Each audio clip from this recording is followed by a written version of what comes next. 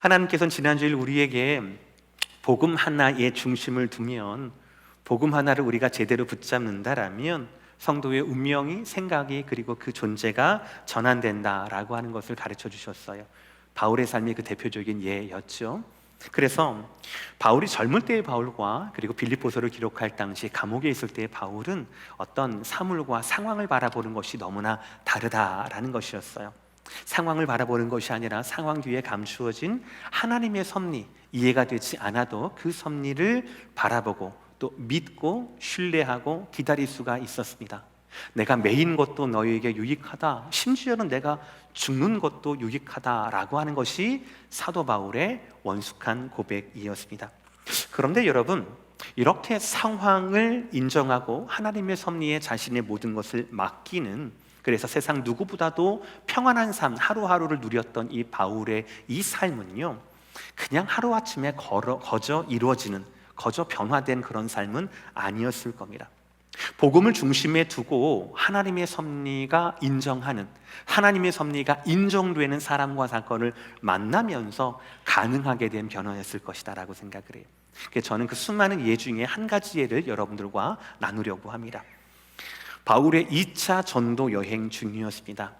그는 1차 전도 여행을 다시 한번 가는 것으로, 특히 소아시아 지역, 지금의 터키 지역을 다시 한번 재방문하는 것으로 플랜을 세웠었어요. 그런데 성령 하나님께서 바울을 이상하게 움직이시는 거예요. 내륙 쪽이 아니라 자꾸 이렇게 항구 쪽으로 움직이시는 거예요. 그렇게 인도하시는 겁니다. 하나님의 인도하심 가운데 이해는 되지 않았지만 인도하심 가운데 한 걸음 한 걸음을 내어 맡기다 보니까 어느덧 땅끝인 드로아 항구라는 곳으로 이어지게 된 겁니다. 거기에서 바울은 기도하게 됩니다. 그랬더니 하나님께서 그곳에서 마게도냐 사람에 통하여서 와서 우리를 도우라라고 하는 환상을 보게 하십니다. 그리고 바울은 이 환상이 하나님의 섭리였다라는 것을 인정하게 돼요. 사도행전 16장 10절의 말씀, 바울이 그 환상을 보았을 때 우리가 곧 마게도냐라 떠나기를 힘쓰니 이는 하나님이 저 사람들에게 복음을 전하라고 우리를 부르신 줄로 인정함이러라 라고 되어 있어요. 그래서 순종하게 됩니다. 그랬더니 하나님이 순풍으로 인도하세요. 11절의 말씀, 우리가 드로아에서 배를 떠나 사모드라케로 직행하여 이튿날 네아폴리로 가고라고 되어 있어요. 우리는 잘 모르지만 이 드로아 항구에서 네아폴리까지는요 250km, 항해길로는 6일 길이 걸린다라고 얘기합니다. 그러나 환상으로 인도하신 하나님의 섭리가 바울의 일행을 직행하도록, 순항하도록 그렇게 말씀하셔서 6일 동안 걸리를 뱃길을 이틀 만에 갈 수 있게끔 그렇게 하셨다라는 것입니다. 거기 도착한 성이 바로 빌립보였어요.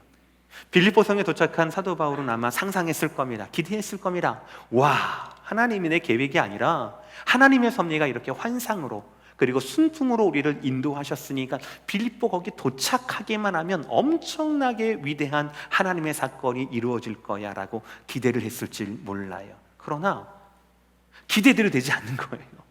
또다시 숨겨진 하나님의 섭리가 거기 있었던 겁니다. 본래 사도 바울의 선교 전략은 어디를 가든지 유대인들이 모여있던 회당이 있잖아요. 그 회당을 기도처로 삼고 안식일 날 거기에서 율법을 전하면서 복음을 전하는 거예요. 그래서 경건한 유대인들, 그리고 유대인들은 아니지만 이방인 중에서도 하나님 말씀에 좀 귀를 기울이는 그런 분들을 거점으로 해서, 회당을 중심으로 거점으로 해서 선교 사역을 하는 것이 바로 사도 바울의 전략이었습니다. 그런데 지금 사도 바울의 그 전략대로라면 시작도 못하고 있는 거예요. 회당을 발견할 수가 없으니까요. 그런데도 불구하고 날짜는 갑니다. 그래서 안식일이 다가왔습니다. 그래서 기도라도 하자라고 이야기하면서 강가 쪽으로 내려옵니다. 우리 한국 사람들은 기도하러 산으로 올라가잖아요. 기도원이, 그렇죠? 근데 유대인들은 강가 쪽으로 많이 온다라고 합니다. 이유는 잘 모르겠어요. 어쨌든 강가로 내려와서 서로 두런두런 말씀을 나누고 기도의 시간을 갖습니다. 그런데 거기서 하나님의 섭리를 만나게 된 거예요. 처음에는 환상으로 만나게 하셨죠. 두 번째는 순풍을 통하여 만나게 하셨죠. 이번에는 사람을 통하여서, 회당이 없어서 두 번째로 선택한 그 장소 강가에서, 그 기도의 처소에서 하나님의 섭리의 사람을 만나게 하셨던 겁니다. 그 사람이 바로 빌립보에서 자주장사, 즉 염색 공장을 하던, 사업을 하던 루디아라고 하는 여성이었습니다. 14절의 말씀,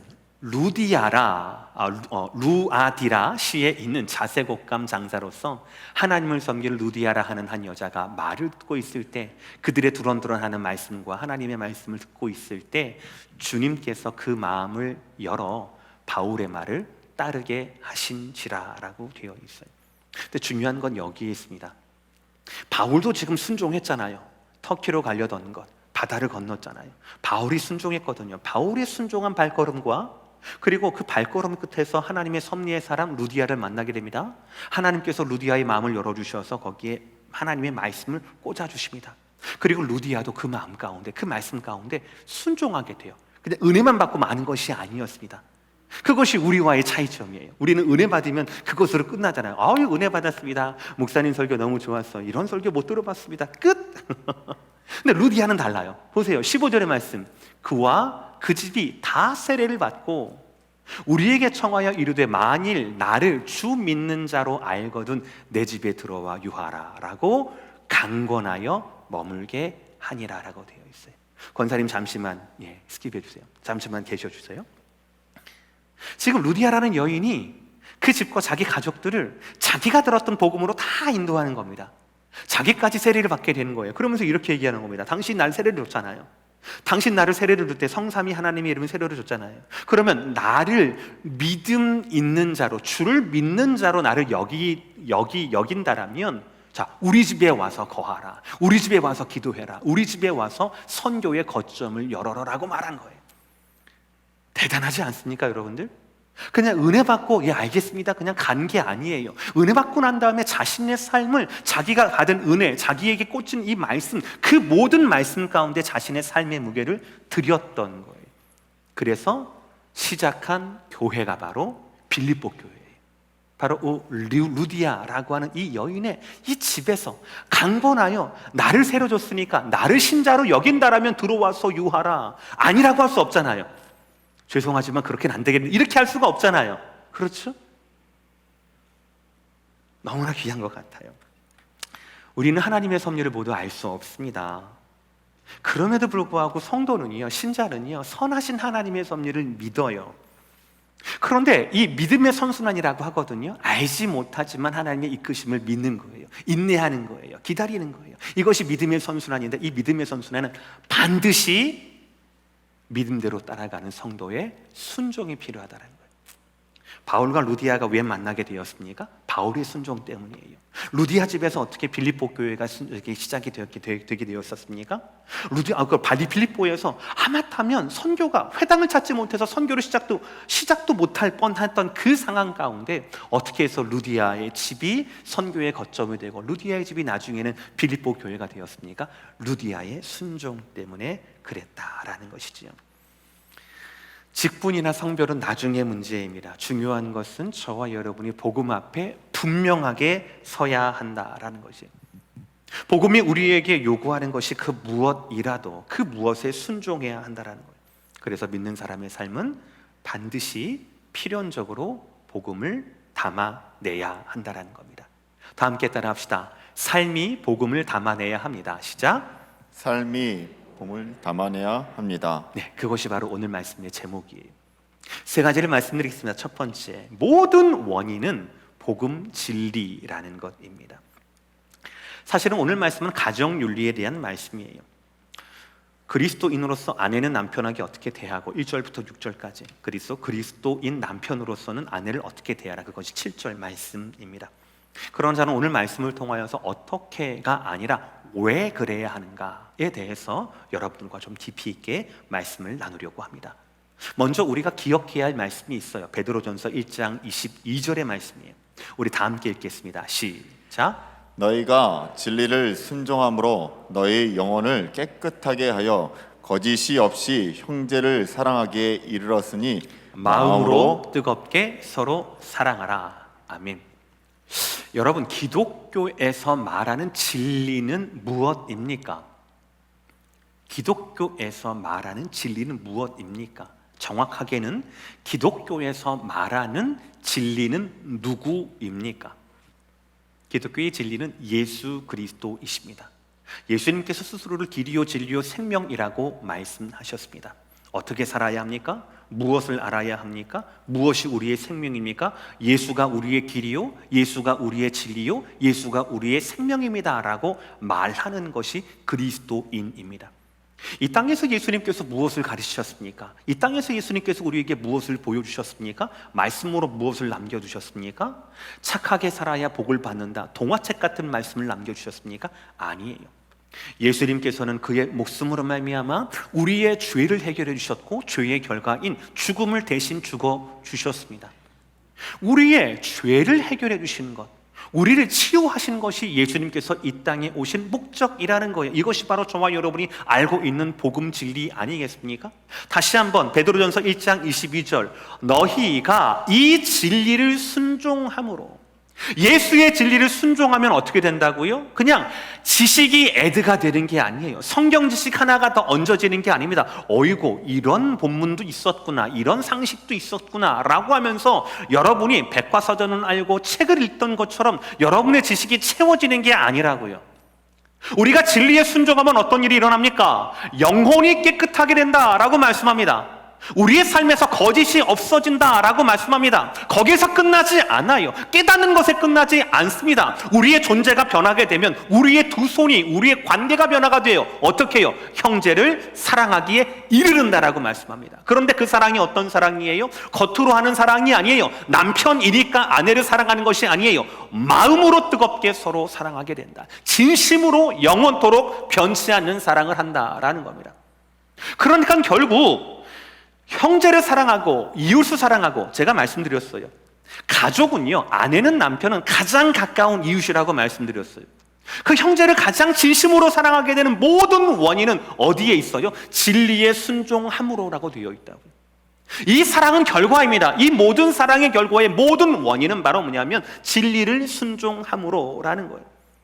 이 진리에 순종하게 되면 감정이 아니라, 겉으로가 아니라, 남편이니까 아니라, 구실 때문에 그런 것이 아니라 진심으로 마음을 다하여 옆에 사람을, 남편을, 아내를, 가정을, 그리고 다른 성도들을, 목사를, 장로를 서로 진심으로 사랑할 수 있게 된다라는 겁니다.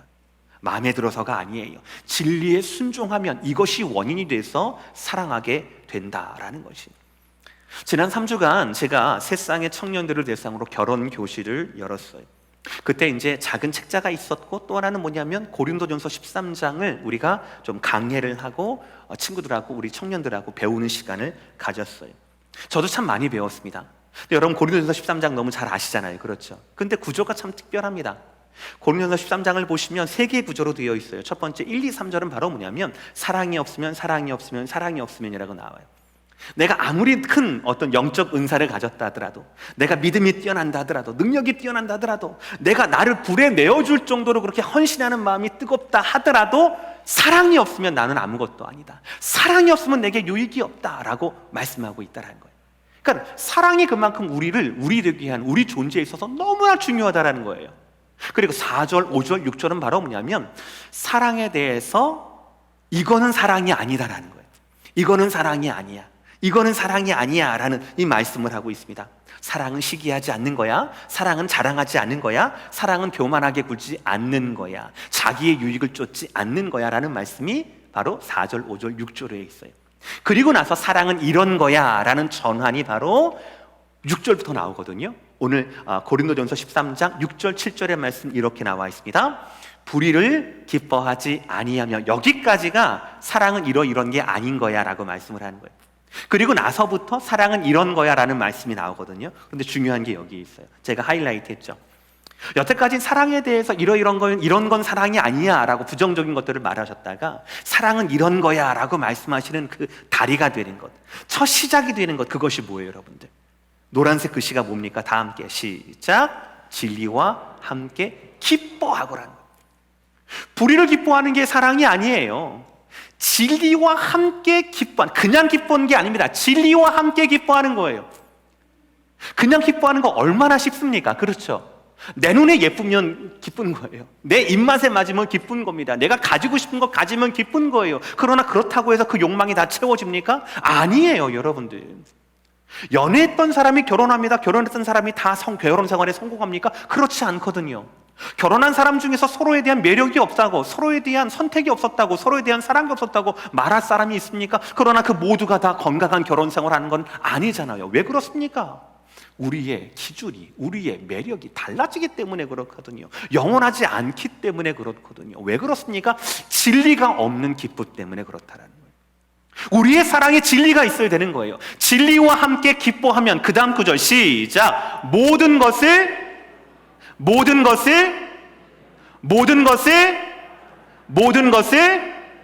할렐루야.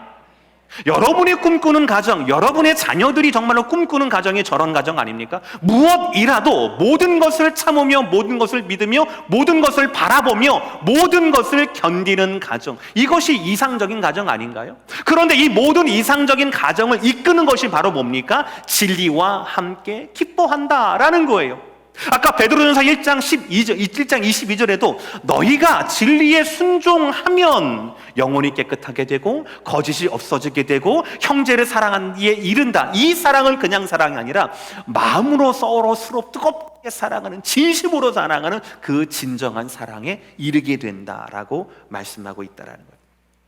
여러분, 성경은, 하나님의 말씀은 변치 않게 말씀합니다. 사랑의 원인은 진리에서부터 출발해야 한다는 거예요. 진리에 순종해야 진정한 사랑이 가능해집니다. 진리와 함께 기뻐하고 사랑해야 말씀처럼 모든 것을 참고 믿고 바라보고 모든 것을 견딜 수 있다라는 것이죠. 진리를 떠난 순종은 집착이에요. 진리와 함께하지 않는 사랑은 방종에 불과하다라는 것입니다. 여러분 기억하십시오. 진리가 중심이고 진리가 원인이라는 것입니다. 두 번째 말씀, 우리의 복음 진리는요, 그 드러날 대상, 분명한 대상이 있다라는 것을 여러분 꼭 기억하셔야 합니다. 오늘 본문의 처음과 마지막 구절 1절과 7절의 첫 번째 문장이 똑같아요. 3장 1절 다 함께 시작. 다시 한번 3장 1절 시작. 아내들과 이와 같이 3장 7절 시작. 남편들아 이와 같이. 아멘. 오늘 말씀을 보세요. 아내들아, 남편들아, 이와 같이 그 말씀이거든요. 가정 안에서 남편과 아내의 위치는 달라요. 위상도 다르고 역할도 다를 겁니다. 그러나 따라야 할 모델은 같아요. 아내들아, 이와 같이 복음대로, 진리대로, 남편들아, 이와 같이 복음대로, 진리대로란.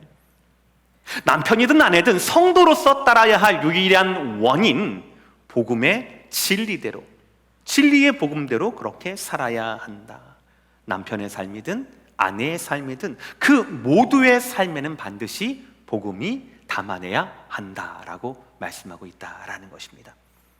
베드로전서 2장 13절을 보시면 이렇게 말씀하고 있습니다. 인간의 모든 제도는 주를 위하여 순종해라 라고 말씀하고 있어요.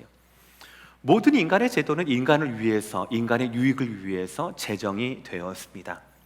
그러나 성도는, 그리스도인들은 인간을 위해서 그 제도에 순종하고 따르는 것이 아니라 주님을 위해서 이 제도에 순종하고 따라야 한다라고 말씀하세요. 특히 가정생활 안에는 하나님의 진리가 있어요. 하나님의 질서가 있습니다. 그것이 무엇입니까? 창조 질서라는 것입니다. 그 창조 질서에 따라서 아내는 남편에게 대하고 남편은 아내를 그렇게 대해야 한다라는 말씀입니다. 혹시 여러분 오해하실지 모르겠어요. 하필이면 우리 파더스데이라, 전 세계적으로 위축받는 우리 남편들에게 제가 오늘 본문을 딱 선택을 해서, 저도 아빠니까 1절부터 6절까지는 아내들아 이렇게 하라, 그리고 7절 딱 한 구절만 남편들아 아내한테 이렇게 하라, 이거를 편향적으로 선택한 거 아닙니까? 라고 오해하실 수 있지만 절대 그렇지 않습니다. 절대 그렇지 않아요. 왜냐하면은요, 아내들아 남편들에게 이렇게 말씀을 하시잖아요. 그러니까 남편에 대한 아내들의 순종은요, 남편의 됨됨이에 따라 다르지 않습니다. 남편이 존경받을 만해야서 남편을 존경해야 된다, 그렇게 말씀하고 있지 않아요. 반대도 마찬가지입니다. 아내가 사랑스러우니까, 사랑받을 만한 아내이니까 사랑해야 한다, 귀하게 여겨야 한다, 절대 그렇게 말씀하고 있지 않아요. 서로 오늘 말씀은요, 불신자 남편을 말씀하고 있거든요. 그럼에도 불구하고, 불신자 남편에도 불구하고 그 남편을, 그 남자를 너의 남편으로 세우신 하나님의 창조 질서를 따르고 그 섭리를 인정하고 그 섭리에 순종해야 한다라는 거예요. 그 섭리에 순종해서 남편에게 순종해야 한다라는 말씀이에요. 반대도 마찬가지이고요. 여러분, 우리가 붙드는 복음 진리는 반드시 적용해야 할 대상을 밝혀줍니다. 그냥 믿고만 끝나는 게 아니에요. 뚱 하고 끝나는 게 아니에요. 믿는다라면 그 사랑으로 나아가야 되는 거예요. 믿는다라면 섬겨야 되는 겁니다. 믿는다라면 헌신해야 한다라는 것이지요. 아내에게는 남편이 그 첫 대상인 거고요, 남편에게는 아내가 자기가 가진 복음의 방향성, 적용점이 첫 대상이 바로 자신의 배우자가 된다라는 거예요. 그러므로 여러분, 가정에 충실하셔야 합니다. 가정을 사랑하셔야 합니다. 하나님을 사랑하는 여러분의 신앙이 여러분의 가정에서부터 역사가 되어야 한다라는 것이에요. 그것이 바로 아내들아 이와 같이, 남편들아 이와 같이라는 의미가 되는 거예요. 아까 전에 말씀드렸어요. 오해하지 마시라고요. 저는 여성성을 강조하는 건 아닙니다. 남성성을 강조하는 것이 아닙니다. 우리가 가진 복음대로 살아가자라는 거예요. 제가 설교 초두에 말씀드렸던 빌립보 지역의 그 사업하던 루디아 있잖아요. 그분을 생각해 보세요. 지금도 사실 여성 혼자의 몸으로 이렇게 이런 사업을 한다라고 하는 거 쉽지가 않잖아요. 2000년 전이에요. 상업이 굉장히 빈번했던 빌립보 성에서 그녀는 굉장히 전도 유망한 여성 사업가였습니다. 염색 기술은요, 그 당시 최첨단 기술이었습니다. 이렇게 성실하게 자기의 삶을, 자기의 커리어를 잘 이끌어던 그녀에게 무엇이 들렸어요? 복음이 들려왔어요. 귀가 열리고 마음이 열리게 되었습니다. 그리고 이 여인은 복음에 자신의 삶을 순종하게 됩니다. 그녀는 듣고 깨닫는 것에 그치지 않았습니다. 자기의 삶에 적용했어요. 자신의 삶 모든 것을, 집도 물론이고 모든 것을 복음 사역의 도구로 드렸다라는 것이죠. 먼저는 가까운 가족들에게 복음을 소개했고 세례를 받게 했습니다. 물론 여성으로서, 아내로서, 어머니로서 루디아의 모습이 어떠는지는 성경에 나와 있지 않아서 모르겠어요. 다만 중요한 것은 그녀는 복음을 받아들인 그리스도인으로 새로운 표준, 새로운 진리대로 살았다라는 거예요. 그래서 하나님은 그녀를 사도 바울의 선교의 파트너로, 그리고 마게도냐 환상의 응답으로 그녀를 불러주셨다라는 것입니다. 참 아이러니해요. 아까 전에 바울이 이 빌립보에서 무엇을 찾다가 없었다라고 했습니까? 당황했다고 했어요. 회당이에요. 유대인 회당. 그런데 이 유대인 회당은요, 유대인 남자 15명 이상이 모여야만 세울 수가 있었다라고 얘기하는 거예요. 그러니까 반대로 무슨 말이냐면, 남자 15명이 하지 못하는 그 일을 빌립보에서는 이 루디아 혼자 모든 것을 감당했다라는 것입니다. 그러니까 여러분, 제가 여성성을 강조하는 것도 아니고 남성성을 강조하는 것 아닙니다. 그걸 요청드리는 게 아니에요. 다만 우리의 가슴 속에 들어있는 그 복음대로 살면 바울처럼, 복음대로 살면 루디아처럼 이렇게 된다라는 거예요. 복음대로 아내들은, 복음대로 남편들은 그리스도인으로서 그렇게 살아야 한다라는 것을 꼭 말씀을 드리는 거예요.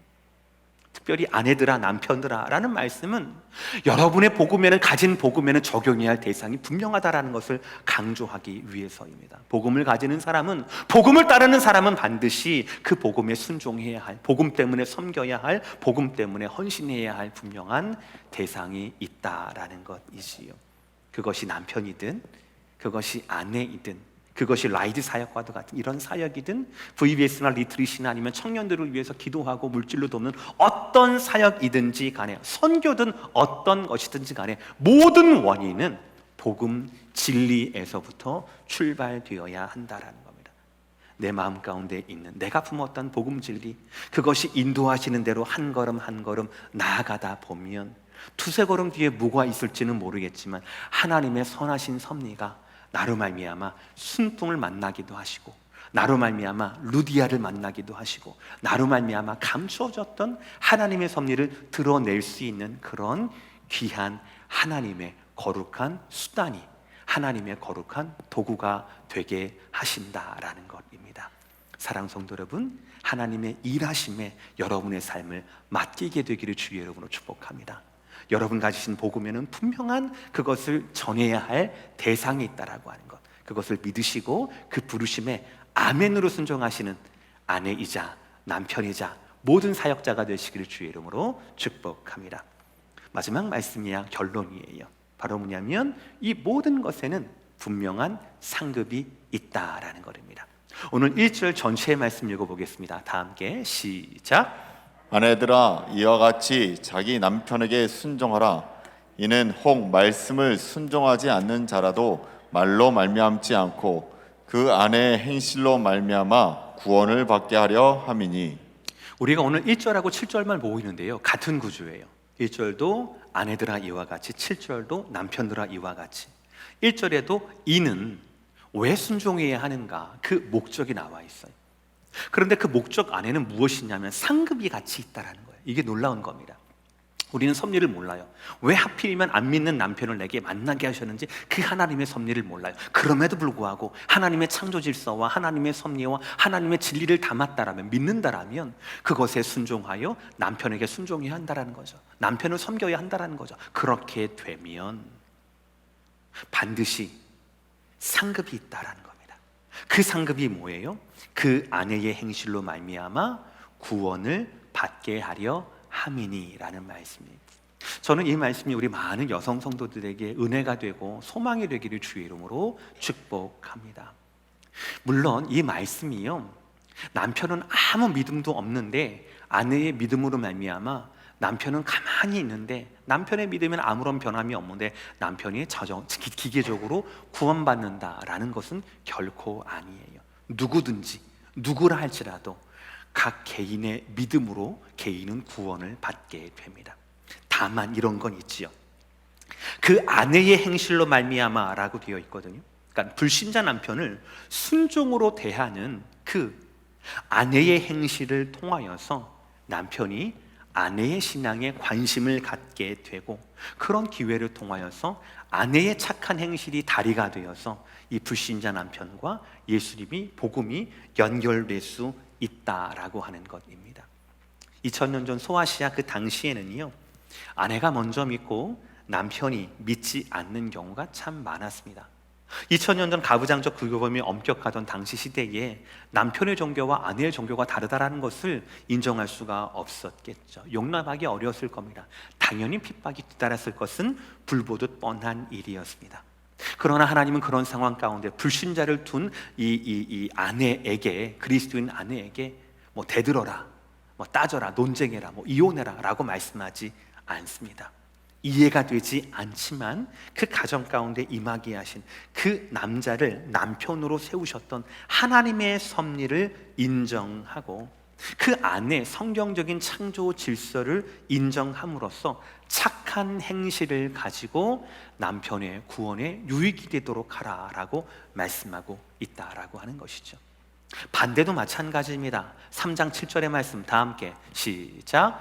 남편들아 이와 같이 지식을 따라 너희 아내와 동거하고 그를 더 연약한 그릇이요 또 생명의 은혜를 함께 이어받을 자로 알아 귀히 여기라. 이는 너희 기도가 막히지 아니하게 하려 함이라. 당시 남성들에게는 여성에 대해서 소유의 개념이 강했어요. 여성은 소유 중의 부분이었어요. 많은 물질과 많은 권세를 가진 사람들은 많은 처와 첩을 두는 것이 마치 자랑거리인 것처럼, 자신의 능력의 증거인 것처럼 그렇게 살던 시대입니다. 그러나 그것은 하나님의 섭리가 아니죠. 하나님의 섭리는 무엇입니까? 한 남자와 한 여자를 한 몸 되게 하시는 것이 바로 하나님의 섭리였거든요. 다시 한번 7절을 보여주세요. 그래서 뭐라고 합니까? 남편들아 이와 같이 라고 말하면서 지식을 따라 아내를 대하라라고 얘기를 해요. 네 소유가 아니야. 매력 있어서 쟁여뒀던 첩 같은 그런 존재가 아니야. 전시장에 있는 장식품이 아니야 라고 하면서 지식을 따라 행하라라고 말합니다. 저 지식이 뭐예요? 하나님을 아는 지식이에요. 오늘 말로는 진리를 말하는 겁니다. 내 호감이 아니라, 내 소유가 아니라, 내 자랑으로서 아내를 볼 것이 아니라 그 아내를 하나님의 지식에 따라, 하나님의 진리에 따라, 그 섭리에 따라 더 연약한 그릇으로, 생명을 함께 나눌 대상으로 그 아내를 귀히 여겨야 한다라는 것이지요. 지배 관계가 아니라 영원한 동반자로서 아내를 대하고 사랑해야 한다. 이것이 바로 2000년 전 하나님의 말씀이 우리에게 주시는 영원한 윤리라는 것이지요. 이런 복음 지식을 따라 아내를 사랑하는 것이 바로 그리스도인다운 남편의 모습이라는 거예요. 마찬가지로 여기에도 상급이 있습니다. 바로 하반절에 있지요. 이는 너희 기도가 막히지 아니하게 하려 함이라. 여기서 막힌다라고 하는 것은 바로 뭐냐면 길을 가로막는 거예요. 갈 길을 가지 못하게 한다라는 것입니다. 근데 여기에서 막힌 대상은 남편이 아니라 남편의 기도예요. 즉 하나님께서 짝지어 주시고 하나님께서 한몸 되게 하시고 하나님께서 동반자로 귀히 여기라 라고 하셨던 그 아내를 막 마음대로 대한다라면, 온전히 사랑하지 않는다라면 그런 남편의 기도를 하나님은 막으신다, 듣지 않으신다라는 의미가 되는 거죠. 그러니까 어쩌면은요, 순종하는 아내보다 기도길이 막히지 않는 남편의 그 아내에 대한 사랑이 훨씬 더 무겁고 더 중요한 거예요. 예수님의 가르침도 마찬가지입니다. 마태복음 5장 23, 24절의 말씀, 마태복음 5장 23, 24절 말씀, 그러므로 예물을 제단에 드리려다가 거기서 내 형제에게 원망 들을 만한 일이 있는 것이 생각이 나거든, 이것도 은혜입니다. 생각나거든 예물을 제단 앞에 두고 먼저 가서 형제와 화목하고 그 후에 와서 예물을 드리라. 아멘. 우리가 아까 초반에 베드로전서 1장 22절에서 진리에 순종하면 어떻게 된다고요? 영혼이 치유받고 거짓이 없어지고 형제의 사랑하기에 이른다라고 말씀드렸잖아요. 이것처럼 진리를 사랑하고 하나님을 사랑하는 것과 형제를 사랑하는 것, 이것이 뗄래야 뗄 수가 없는 거예요. 그러면 가장 가까운 이웃인, 가장 가까운 형제는 누구입니까? 아내에게는 남편이요, 남편에게는 아내가 아니겠습니까? 그렇죠. 그러면 진리를 품에 들고 진리를 순종하고 진리를 사랑하는 사람이 어떻게 그 진리를 따르는 사람으로서 아내를 사랑하지 않을 수가 있겠습니까? 어떻게 진리를 따르는 사람으로서 남편을 사랑하지 않을 수가 있겠냐라는 것이에요. 여러분이 누구인지 중요하지 않습니다. 여러분이 아내이신지, 여러분이 남편이시든지, 여러분의 직분과 성별과 사회적인 위치가 무엇인지는 중요하지 않아요. 그 모든 것들보다도 복음이 더 중요해요. 모든 것들보다도 복음이 더 중요합니다. 여러분이 정말 복음을 사랑하신다라면 여러분 삶은 복음으로 인해 모든 것이 변화되어야만 합니다. 바울처럼 말이에요. 지난주 복음 때문에 감옥에 갇혔던 내 운명이 변화가 되잖아요. 복음 때문에 동료 사역자들의 시기 어린 그 여러 가지 유언비어, 이것에 대한 내 생각이 변화가 되잖아요. 복음 때문에 결국 내 존재 자체가 내가 죽는 것이 복음을 위해 유익하다라고 말할 정도로 대전환을 경험하게 되지 않습니까? 우리는 바울처럼 복음으로 말미암아 모든 것이 다 변화가 되어야 하는 거예요. 오늘 바울에게 복음을 전해드렸던 루디아처럼 우리가 변화가 되어야 하는 겁니다. 본인의 마음이 열리고 가족 모두에게 복음을 전달하게 되었습니다. 편안한 휴식을 위해서 장만했던 집이 교회의 터가 되는 거예요. 돈을 벌기 위해서 사귀었던 많은 사람들이 전도 대상자가 되게 된 겁니다. 이처럼 복음이 이끄는 거예요. 복음이 이끄는 놀라운 개인적인, 가정적인, 사회적인 변화가 복음으로 말미암아 이끌게 된다라고 하는 것이지요. 삶이 복음을 담아내야 한다는 겁니다. 여러분, 오늘 말씀이 인기 있는 남편이 되려면 이거 해라 라고 말씀하지 않아요. 사랑받는 아내가 되려면 이거 해라 라는 비결을 말하고 있지 않습니다. 아내가 어떠하든지 복음을 품은 남편다운 남편이 되라 라고 말씀합니다. 남편이 어떠하든지 복음대로 순종하는 아내가 되라 라고 말씀하고 있어요. 우리 삶의 모습이 어떠하든 상황이 어떠하든 성도는 모든 삶에서 복음을 담아내야 한다라는 것이지요. 사랑하는 성도 여러분 안에 하나님을 향한 그 뜨거운 사랑의 마음으로 가장 가까운 여러분의 가족들을 품으시고 또 용서하시고 더 사랑하게 되기를 주의 이름으로 축복합니다. 이것이 여러분과 여러분의 가정을 향한 하나님의 뜻입니다. 하나님이 기뻐하시는 뜻이에요. 사랑함으로 그 뜻을 이루시는 우리 모든 오렌지 카운티 제2장로교회 성도 되시기를 주의 이름으로 다시 한번 축복합니다. 기도하시겠습니다.